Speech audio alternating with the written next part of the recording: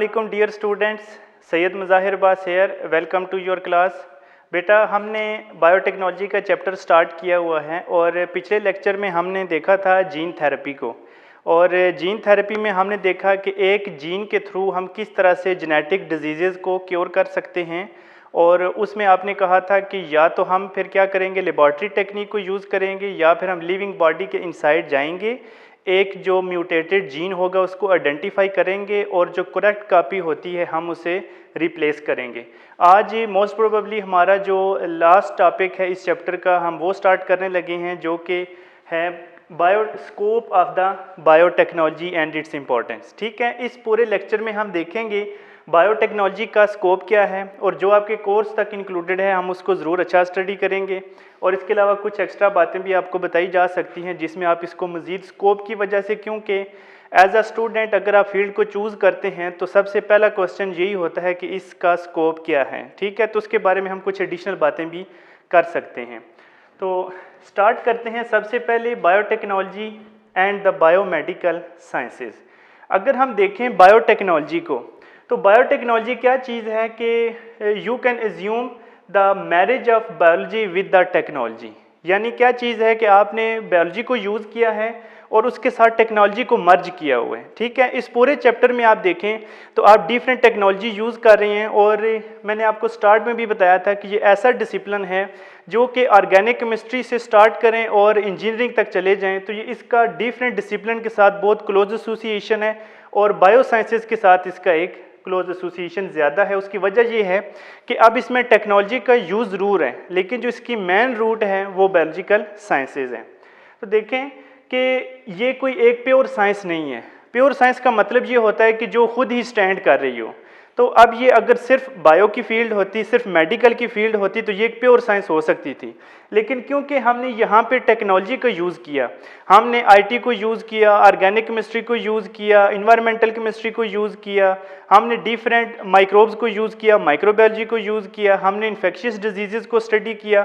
तो ये different fields थी मेडिकल की और डिफरेंट बायो के अलावा भी, जिनको हमने इंटीग्रेट किया है विद द बायोलॉजी। तो इसको हम कहते हैं बायोटेक्नोलॉजी। ठीक है, तो इसको हम कह सकते हैं कि biotechnology is the science of applied biosciences. ठीक है, फील्ड ये बायोसाइंसेज की है लेकिन ये अप्लाइड है।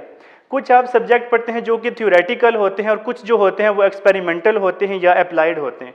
तो बायोटेक्नोलॉजी जब भी आप स्टडी करेंगे तो ये क्या चीज़ है, ये ज़्यादा एक्सपेरिमेंटल है। तो इसको हम कहते हैं अप्लाइड बायोसाइंसेज, जिसमें क्या है कि डिफरेंट फील्ड्स के प्रिंसिपल्स हैं, लॉज हैं, थ्योरीज हैं और उनको आप अप्लाई कर रहे होते हैं लिविंग ऑर्गेनिज्म के ऊपर। लेकिन उनका मेन मकसद क्या होता है, for the welfare of Mankind. Start से देख लें एंड तक तो आपने यही कुछ किए, जो भी प्रोडक्ट प्रोड्यूस किए, किसी को आपने लेबॉर्ट्री में यूज़ किया, किसी लिविंग बॉडी को यूज़ किया, किसी इंटैक्ट ऑर्गेनिज्म को यूज़ किया, तो हर एक का मकसद ह्यूमन के अकॉर्डिंग ही था। ठीक हो गया, तो इसको हम कहते हैं साइंस ऑफ अप्लाइड बायोसाइंसेज और जिसका मेन मरकज़ क्या है, for the welfare of Mankind.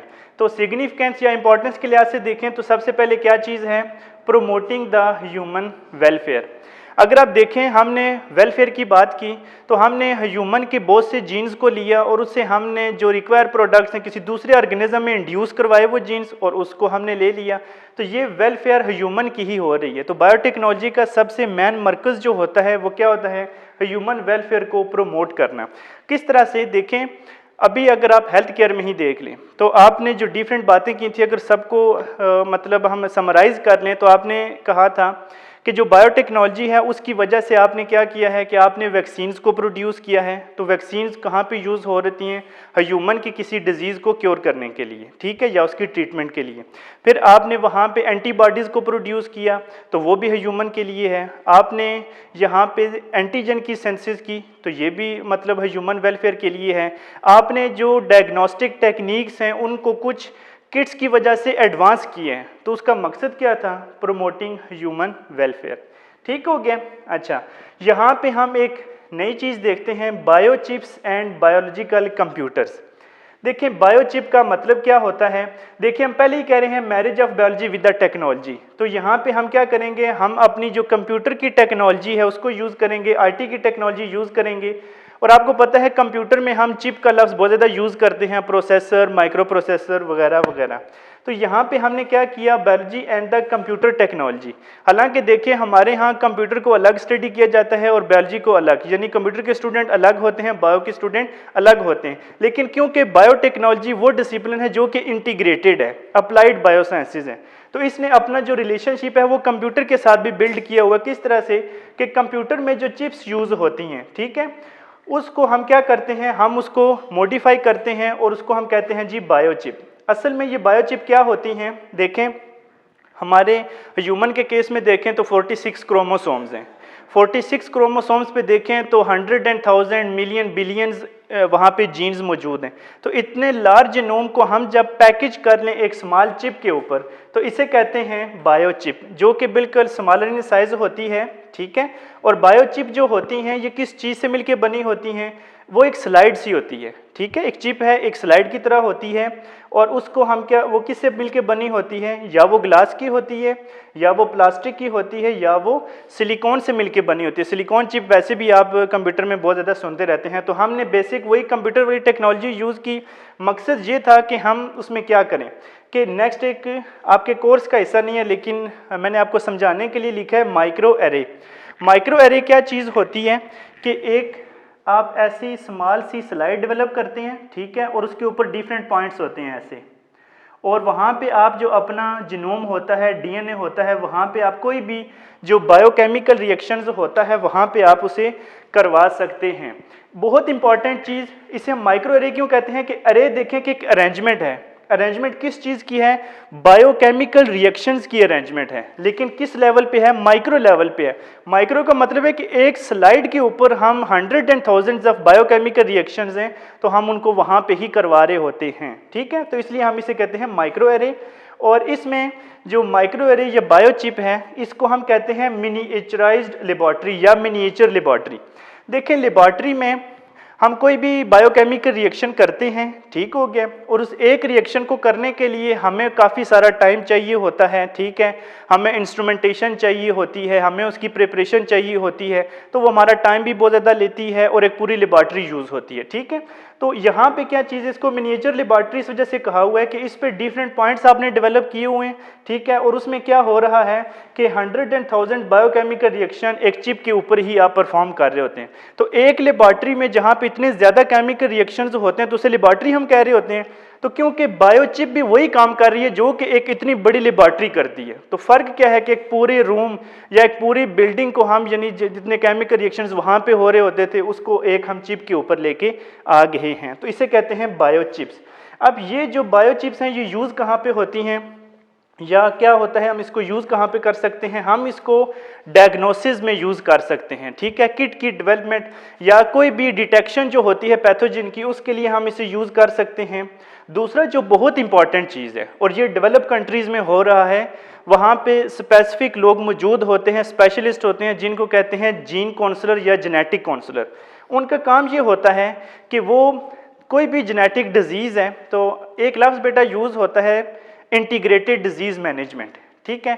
Normally जो डिजीज़ की ट्रीटमेंट है वो किस चीज़ का रिलेशनशिप है, या वो एक पेशेंट का होता है या वो एक डॉक्टर का रिलेशनशिप होता है। लेकिन जो काउंसलिंग होती है इसे कहते हैं कि कम्बेटिंग disease by the involving of the community, कि आप एक कम्युनिटी को इन्वॉल्व करते हैं, अवेयरनेस क्रिएट करते हैं, तो इसे हम कहते हैं काउंसलिंग। तो जीन काउंसलर कैसे करते हैं कि वो आपको, जो बच्चा जैसे ही पैदा होता है तो उसका पूरा जीनोम जो होता है वो सीक्वेंस कर लेते हैं, और पूरा जीनोम जो सीक्वेंस है उसको एक चिप की फॉर्म में लेके आते हैं, और वो चिप्स जो होती हैं स्पेसिफिक कंप्यूटर्स में लगी होती हैं, जिन्हें बायोलॉजिकल कंप्यूटर्स कहते हैं हम, ठीक है, कि उसमें सारी बायो चिप्स मौजूद होती हैं।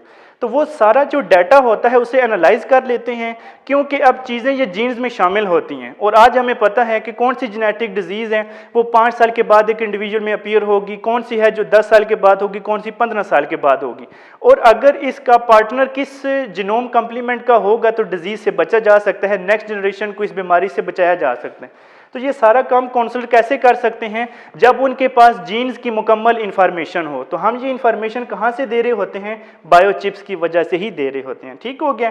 तो ये मैं आपको पहले ही बता चुका हूँ कि मिनिएचर लेबॉर्ट्री भी हमने कह दी है कि 100 and thousands of biochemical reactions हम एक ही चिप के ऊपर कर रहे होते हैं। तो इसे हम कहते हैं जी बायोचिप एंड द बायोटेक्नोलॉजी या बायोलॉजिकल कंप्यूटर्स। ठीक बेटा, देखें अब नेक्स्ट जो हमारे पास टॉपिक आ गया है या हम उसके पॉइंट डिस्कस कर सकते हैं स्कोप सिग्निफिकेंस के लिहाज से, वो है बायो फर्टिलाइज़र। देखिए नॉर्मल हम फर्टिलाइज़र जो यूज़ करते हैं उसमें यूरिया वगैरह भी यूज़ होता है नो डाउट, लेकिन उसमें ज़्यादातर इनऑर्गेनिक नेचर होते हैं। उसकी वजह से आप यूट्रॉफिकेशन का फिनोमेना भी आप लेते हैं कि जब आप खादें बहुत ज़्यादा डालते हैं, बारिश होती है, वो पानी उसको आउट गोइंग वाटर करंट के साथ लेके जाता है तो अल्गल ब्लूम आ जाता है, वाटर पोल्यूशन हो जाती है और वो फिर डिकम्पोज भी नहीं हो रहा होता। ठीक है, तो ये चीज़ें क्या होती हैं कि हम उससे बचने के लिए हम क्या करते हैं, बायो फर्टिलाइज़र्स को यूज़ करते हैं। और बायो फर्टिलाइज़र्स क्या होते हैं, इनको हम कहते हैं माइक्रोबियल इनऑकुलेंट्स। इनऑकुलेशन कोई भी चीज़ जो जिस्म में दाखिल की जाती है, जैसे फॉर एग्जांपल हम कहते हैं इंजेक्शन लगाना या टीका लगाना, तो वो होती है इनऑकुलेशन। यहाँ पे क्या चीज़ है, माइक्रोबियल इनऑकुलेशन, कि जो भी आप फाइटो एक्सट्रैक्शन करते हैं या बैक्टीरिया वायरसेस को यूज़ करते हैं, ठीक है, उनके जो सेकेंडरी मेटाबोलाइट्स होते हैं उनको, वो क्योंकि ऑर्गेनिक इन नेचर होते हैं और जब आप वो प्लांट्स को प्रोवाइड करेंगे तो वो एज अ फर्टिलाइज़र काम करेंगे। ठीक है, फर्टिलाइज़र कोई भी केमिकल्स होते हैं जो कि सॉइल की फर्टिलिटी को इंक्रीज करते हैं और वहाँ पे न्यूट्रिएंट का नंबर ज़्यादा कर देते हैं, तो हम बायो फर्टिलाइजर्स के तौर पे हम इन माइक्रोबियल इनऑकुलेंट को यूज़ कर सकते हैं। अच्छा, उनकी निस्बत क्या है कि ये इन्वायरमेंटल फ्रेंडली हैं। उसकी वजह ये है कि इनमें जो बायो फर्टिलाइज़र हम यूज़ करते हैं, क्योंकि वो ऑर्गेनिक इन नेचर होते हैं, तो जो ऑर्गेनिक इन नेचर होते हैं, ठीक है, वो डिकम्पोज भी हो जाते हैं, वो डिग्रेड हो जाते हैं, तो इसलिए इन्वायरमेंट में किसी किस्म का पोल्यूटेंट रिलीज नहीं हो रहा होता, तो इसलिए ये इन्वायरमेंट फ्रेंडली हैं। दूसरी क्या बात है जी, इकोनॉमिक भी हैं। इकोनॉमिक का मतलब क्या है कि देखें, हमने माइक्रोबियल जो यूज़ किया था वो किसी हमने और मकसद के लिए यूज़ किया था, लेकिन आपको पता है जहाँ पे भी केमिकल रिएक्शंस हो रहे होते हैं वहाँ पे बाई प्रोडक्ट भी प्रोड्यूस होते हैं, तो ये तो एक बाई प्रोडक्ट है। ठीक है, तो वो नॉर्मली अब क्या होगा कि जो आप एक फर्टिलाइज़र प्रोड्यूस करवा रहे होते हैं उनकी निस्बत ये कॉस्टली भी नहीं होते। ठीक है, तो कॉस्ट इफेक्टिव होते हैं, इस वजह से ये इकोनॉमिक भी हैं। और दूसरा, प्लांट ग्रोथ जो होती हैं, अब देखें प्लांट्स जो भी फर्टिलाइज़र्स को या न्यूट्रिएंट्स को अपने जिस्म में लेके जा रहे हैं तो वो मोहताज हैं किसके, वो मोहताज हैं उन बैक्टीरिया के जो कि नाइट्रोजन को फिक्स कर रहे हैं या किसी तरह से भी सॉइल में मौजूद हैं। ठीक है, चाहे फंजाई होगी, यानी एक एसोसिएशन या सिम्बायोसिस आपने पढ़ा हुआ है, उस एसोसिएशन के वो मोहताज हैं। लेकिन जब भी ऑर्गेनिक चीज़ होगी तो उसको आराम से क्या होगा कि उनके जो सेल्स होते हैं वो एब्जॉर्ब भी कर लेते हैं। जब डायरेक्टली एब्जॉर्ब कर लेंगे तो उनके जिस्म में जब जाएंगे, ऑर्गेनिक इन नेचर हैं, तो एंजाइमेटिक बॉडी जो होती है उनको इजीली डिग्रेड करेगी और यूज़ कर लेगी, उनकी बॉडी में ये इजीली एसिमिलेट भी हो जाएंगे। ठीक हो गया, तो ये हैं बायो फर्टिलाइज़र्स। नेक्स्ट देखें जी, नैनो बायोटेक्नोलॉजी। देखें हम बायोटेक्नोलॉजी वो पढ़ रहे हैं जिसमें डिफरेंट फील्ड्स आ रही हैं। ठीक है, अगर आपका ये कोर्स लिमिटेड ना हो तो हम 6 महीने भी अगर हम इस चीज़ पे डिस्कस करते रहें कि किस किस फील्ड के साथ कौन सा डिसिप्लिन है, तो वो भी कम हो सकता है, लेकिन आपके कोर्स तक हम महदूद रहते हैं। नैनो बायोटेक्नोलॉजी का क्या मतलब है जी, देखें ये नैनो पार्टिकल्स जो होते हैं वो हम फिजिक्स में सिंथेसाइज करते हैं। अब देखें फिजिक्स और बायोलॉजी का जो इंटीग्रेशन है या एक कॉम्बिनेशन है, इसे हम कहते हैं नैनो बायोटेक्नोलॉजी। ठीक है, और इसमें होता क्या है, ये बहुत इंपॉर्टेंट चीज़ है जिसने समझें कि हमारी डिजीज़ की ट्रीटमेंट को या सर्जरी को भी एक रेवोल्यूशन काज क्रिएट कर दिया। ठीक है, वो किस तरह से कि देखें नैनो पार्टिकल्स जो होते हैं वो उनका नैनो साइज होता है, ये आप प्रीफिक्सेस फिजिक्स में ज़्यादा पढ़ रहे होते हैं, नैनो, पीको, फेमटो, एटो वगैरह। ठीक है, तो नैनो पार्टिकल्स जो होते हैं उनके ऊपर हम क्या करते हैं, जो हमारी ड्रग होती है हम उसकी कोटिंग कर लेते हैं। ठीक है, तो वो हम जिस्म में इंसर्ट कर देते हैं। फॉर एग्जांपल, एक एग्जांपल के तौर पे हम ले सकते हैं थ्रोम्बोसिस।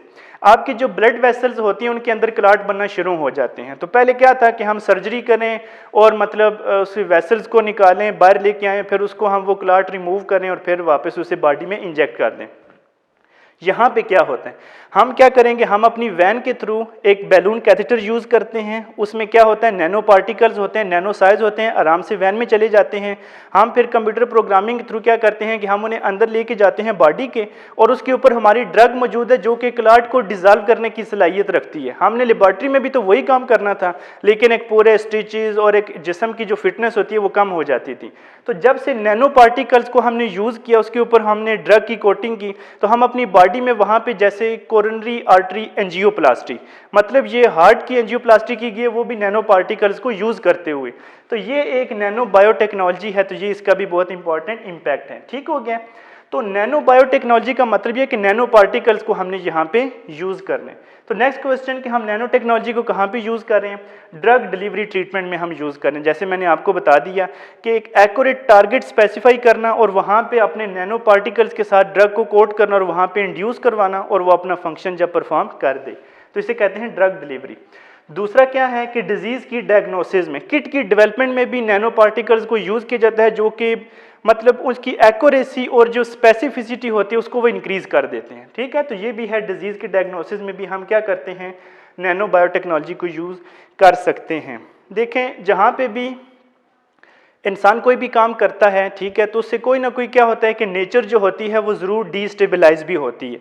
जहाँ पे बायोटेक्नोलॉजी की वजह से इतने ज़्यादा फ़वाइद हैं कि हम इतनी डिफरेंट फील्ड से वैक्सीन्स, एंटीबॉडी, पूरा चैप्टर आपने इसी बारे में पढ़ा है। ठीक है, वहाँ पे कुछ कंसर्न्स भी हैं, कुछ मतलब ऐसे क्वेश्चंस भी हैं जो कि इस पे ऊपर उठाए जाते हैं कि जो यहाँ पे हम जेनेटिकली मॉडिफाइड ऑर्गेनिज्म कर रहे हैं तो उनके कंसर्न भी हैं कुछ इन्वायरमेंटल के लिहाज से। ठीक है, तो हम उनको डिस्कस कर लेते हैं। सबसे पहली बात कि जब आप एक किसी भी जीनोम को मॉडिफाई करेंगे, जीएमओ मीन्स आप पहले पढ़ चुके हैं जेनेटिकली मॉडिफाइड ऑर्गेनिजम्स, वो ऑर्गेनिज्म जिसमें कोई फॉरेन जीन इंसर्ट हो चुका हो तो उसे हम कहते हैं कि उसका जीनोम मॉडिफाई हो चुका है, तो ऑर्गेनिज्म को हम कहते हैं जेनेटिकली मॉडिफाइड ऑर्गेनिज्म। ठीक है, तो सबसे पहली बात आ जाती है क्योंकि एक नेचर में चीज़ मौजूद नहीं थी, तो जो भी चीज़ एक नई आएगी तो वो एक पोल्यूशन भी क्रिएट कर सकती है, तो ये एक कंटेमिनेशन भी है। तो इस कंटेमिनेशन को हम कैसे रिड्यूस कर सकते हैं, ये भी एक क्वेश्चन मार्क है। नेक्स्ट है जी कि देखें, फॉर एग्जांपल हमने ई कोलाई को यूज़ कर लिया। ई कोलाई की कॉपीज तैयार करना हमारा मकसद नहीं था, उसमें जो इंसुलिन प्रोड्यूस करने वाले जीन्स हैं या इंसुलिन है, हमारा मकसद वो था। तो हमने कॉपीज तो बैक्टीरिया की तैयार की हैं, तो बाकी जब हम सिर्फ अपनी प्यूरिफिकेशन करेंगे, आइसोलेशन करेंगे सिर्फ अपने रिक्वायर्ड प्रोडक्ट की, तो जो बाकी हमारा बैक्टीरिया होगा हम उसको डिस्पोज ऑफ कैसे करेंगे, तो ये भी एक है कि डिस्पोज ऑफ उसकी ट्रीटमेंट कैसे आप करोगे। दूसरा ये चीज़ है, देखें आज भी हम लफ्ज़ एक यूज़ करते हैं कि फॉर एग्जांपल एक डिबेट चल रही है कि क्या पता एक जो कोरोना वायरस है इसको भी बायो वेपन के तौर पे तो यूज़ नहीं किया गया।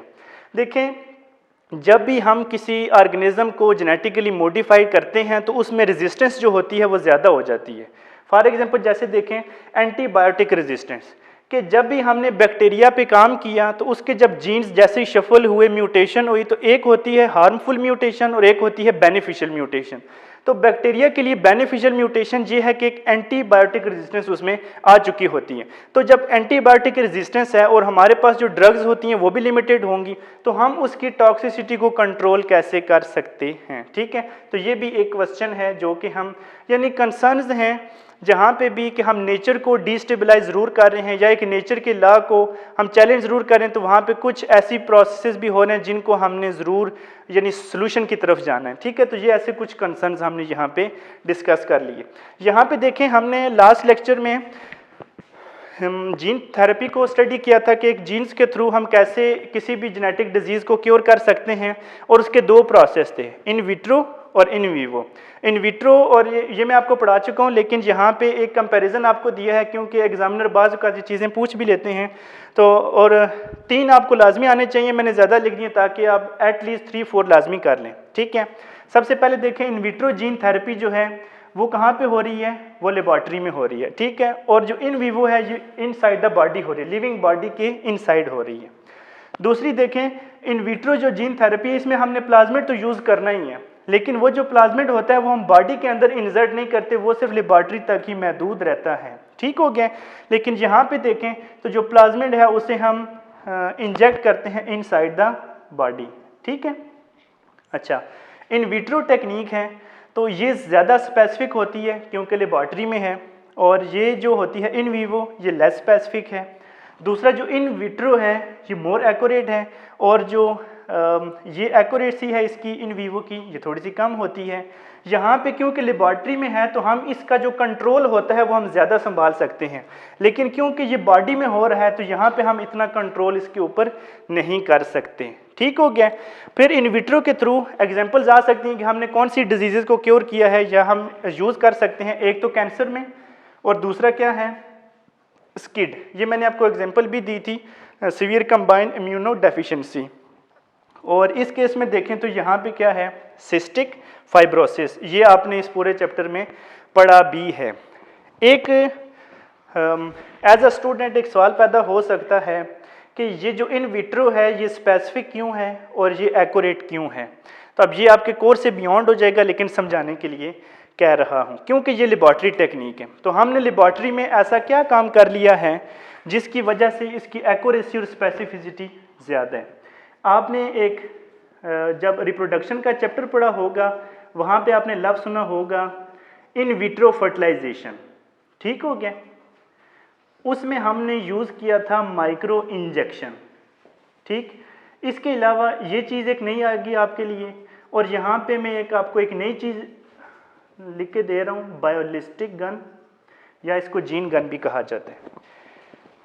अच्छा देखें, जब रिप्रोडक्शन में हमने बात की थी, हमने कहा था कुछ कपल्स होते हैं जो कि मैरिड हैं लेकिन उनकी औलाद नहीं होती, तो वहाँ पे क्या चीज़ थी, इन विट्रो फर्टिलाइजेशन थी कि आप एग को लें, लेबॉर्ट्री में लेके आएँ और वहाँ पे स्पर्म को वहाँ पे डालें, और फिर वहाँ पे एक्यूरेसी कैसे थी या स्पेसिफिसिटी कैसे थी वो डिस्कस में कर रहा हूँ, ठीक है। तो एक टेक्निक बायोटेक्नोलॉजी की वजह से यूज़ होती है, उसे हम कहते हैं माइक्रो इंजेक्शन।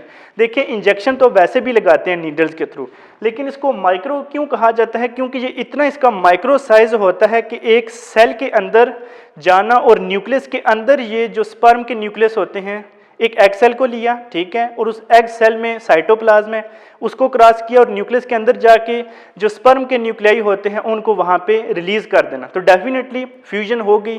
तो ये स्पेसिफिसिटी जो होती है ये लेबॉर्ट्री में ज़्यादा होती है, लेकिन लिविंग बॉडी के इनसाइड हम इतना अफोर्ड नहीं कर सकते। जहाँ पे हमने ट्रांसजेनिक रिसर्च पढ़ी थी या ट्रांसजेनिक ऑर्गेनिज्म की बात की थी, वहाँ पे एग्रोबैक्टीरियम मीडिएटेड ट्रांसफॉर्मेशन आपने पढ़ी थी कि हम जीन को यूज़ कर सकते हैं अपने जीन्स को ट्रांसफॉर्म करने के लिए।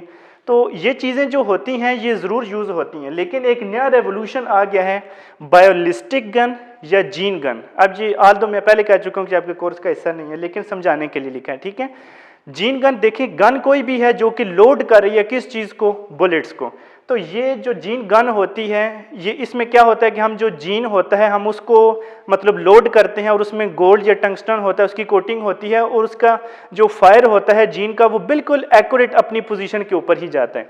तो जैसे आपने कहा था ना, लेबॉर्ट्री में हम किसी भी ऐसे सेल को लेके आएंगे, वहाँ से म्यूटेटेड जीन्स को आइडेंटिफाई करेंगे, तो वहाँ पे एक्यूरेसी जो एक जीन की होती है वो इस बायोलिस्टिक गन या जीन गन की वजह से वो ज़्यादा हो जाती है, ठीक हो गया। अच्छा बेटा, हमारा जो चैप्टर है बायोटेक्नोलॉजी का वो कंप्लीट हो चुका है, ठीक है।